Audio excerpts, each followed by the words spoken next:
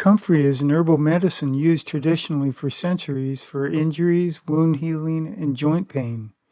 Here we'll cover how this herb works, how it has been used, and the scientific research showing its benefits. Note this is not medical advice. See your doctor for that.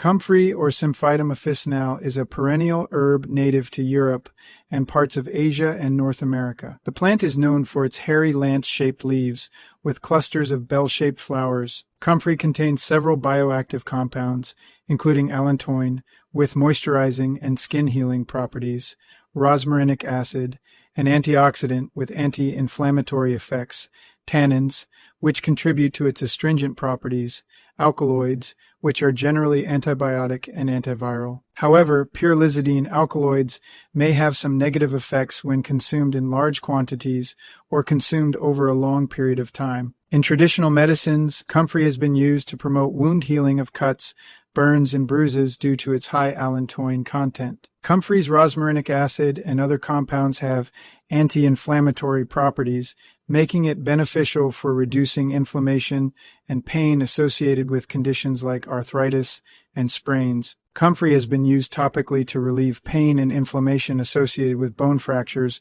osteoarthritis, and rheumatoid arthritis. Comfrey has often been applied to the skin to soothe irritations, eczema, and psoriasis, and to promote skin regeneration. A number of human studies have shown that topically applied comfrey can increase skin wound healing, reduce back pain and increase motion, help heal ankle sprains and injuries, reduce pain and inflammation in osteoarthritis, help heal plantar flexion, reduce joint and muscle pain. Topical applications can help childhood injuries, including contusions, strains, and distortions. These studies showed topical comfrey was safe and effective with minimal adverse effects. The comfrey plant can contain pyrrolizidine alkaloids that can be harmful to the liver if overconsumed. Over the centuries, comfrey tea has often been consumed regularly without observed liver effects. However, beginning in the 1970s, research on rodents concluded that comfrey consumption could harm the liver. However, the doses given to rodents in this research was extreme when compared to what a human might consume of this herb. A 1989 study tested 29 healthy people who had been consuming comfrey for many years. Their consumptions ranged from half to 25 grams of comfrey leaf a day for up to 30 years. The researchers tested their liver enzymes, including AST, along with bilirubin levels. These markers are for liver inflammation or other liver harm. All those people who had been consuming comfrey over the years tested in the normal range for these liver enzymes and liver markers.